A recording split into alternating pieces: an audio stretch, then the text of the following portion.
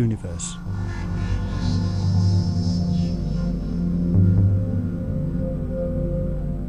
We need to visit the term energy and its relationship to the gateway. The reason will become clear, but to explain a little before we continue, energy is simply a term often used by both scientists and mystics, but in different ways, and neither would necessarily agree with the other about the use of the term.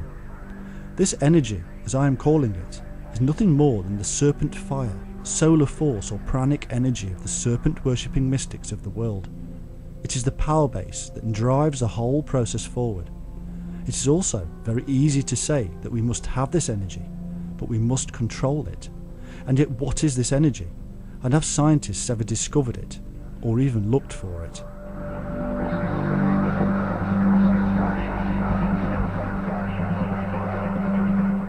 Over the course of human history, as we have seen, there have been thousands of individuals who have claimed to experience the enlightenment or illumination, giving rise to the term shining, as far back in our history as we care to go. If it is true that mankind across the world and across time has been having these experiences, and they are very real experiences, then it is true to state that they must be brought on by some kind of energy. This energy is both the electrical charge within the nervous system to the brain and the chemical and biological reactions within our brain brought on by numerous methods of meditation, prayer and dervish. The connection to the gateway in another mental dimension is also often found to be at specific locations on the earth with very special energy alignments or properties. These ancient methods and locations were discovered over the course of tens of thousands of years and have been perfected by initiates and adepts of many cults and creeds. The methods do work. They do create altered states of awareness via the electrical, biological and chemical reactions that they generate.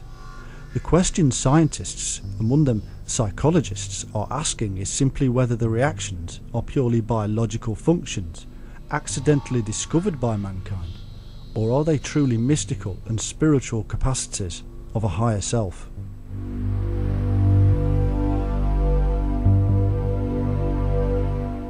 In all cases, this energy, or Holy Ghost, that is part of our naturally evolved makeup, is said to be our guide and key to access other worlds, and this is through what we now know to be quantum entanglement and zero-point energy.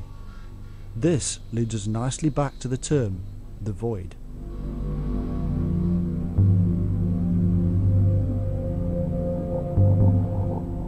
The void is a much debated and often abused term, and there are many ways of understanding it.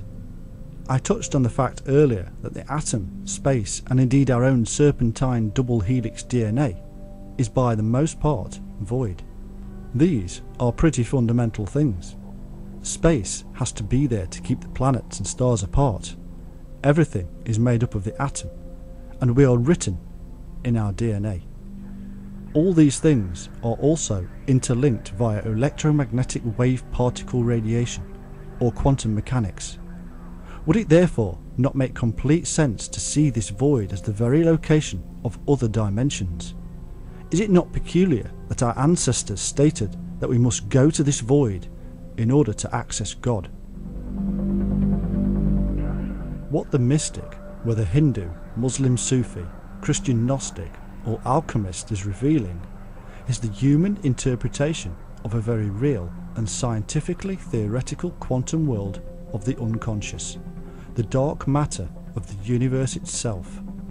This experience is what they termed the real self. The fact, however, remains that the enlightenment experience happens to humans around the world and has been for a very long time.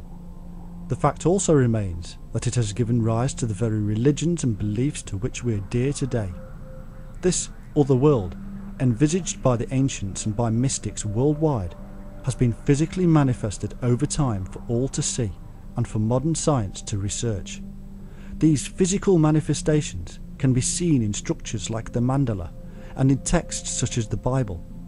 But what we have now discovered is that the location, internally and within the atom, has a title, the void.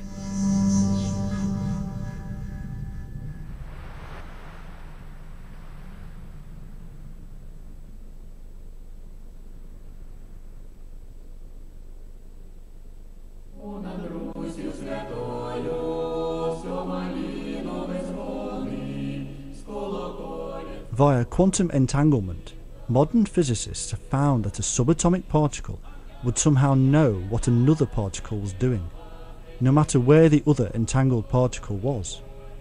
If scientists are prepared to say that the particle knows what the entangled particle is doing, then how much further is it to say that once conscious of this level of reality, we too could know what the other particles entangled to ours are doing? We are conscious of our biological and chemical reality. Why not then also our quantum level? These other particles to which we are entangled could be part of the universal mind, or even the activity in another valley or even planet.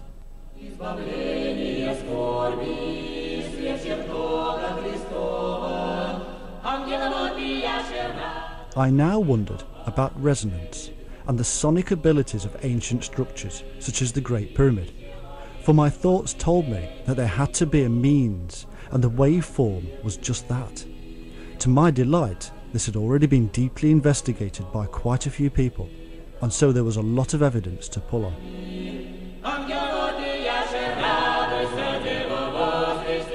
Experiments carried out by Tom Danley in the King's Chamber of the Great Pyramid and in chambers above the King's Chamber suggest that the pyramid was constructed with a sonic purpose.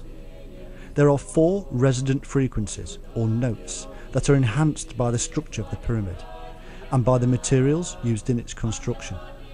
The notes form an F-sharp chord, which according to ancient Egyptian texts was the harmonic of our planet. Moreover, tests show that these frequencies are present in the King's Chamber even when no sounds are being produced.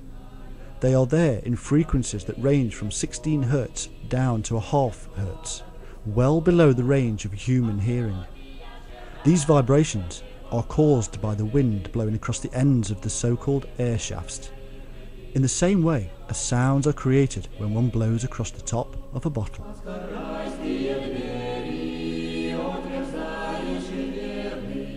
F-sharp is actually the resonant chord of the earth, and the Egyptians knew this. Native American makers of sacred flutes from Oregon also make flutes tuned to the key of F-sharp.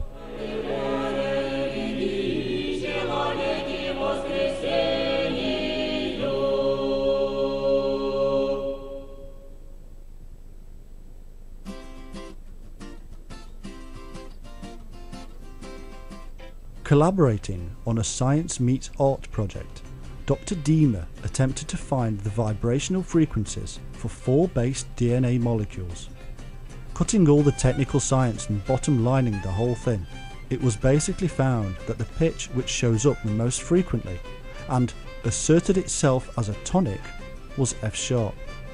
It turned out that the frequencies in base DNA are harmonically ordered and perfectly in line with the frequency of the Earth, a secret we have only just discovered, and yet ancient man knew. It seems also that these particular frequencies turned out to be particularly pleasing to the ear, and indeed are thought to aid the healing process.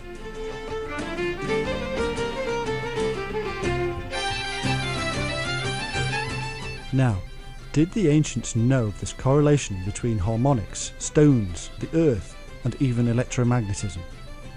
Pythagoras gives us the answer from the 6th century before Christ. He described the stone as frozen music. His intuition apparently told him that the mathematics of frequency occurring in the planets, Earth, and other cycles were in tune and indeed told a story. At the base level, our bodies understand this, and at the heightened, enlightened state, our minds do too. What the ancients did was to build structures which utilised the electromagnetic and harmonic effect, which worked in unison with each other and us.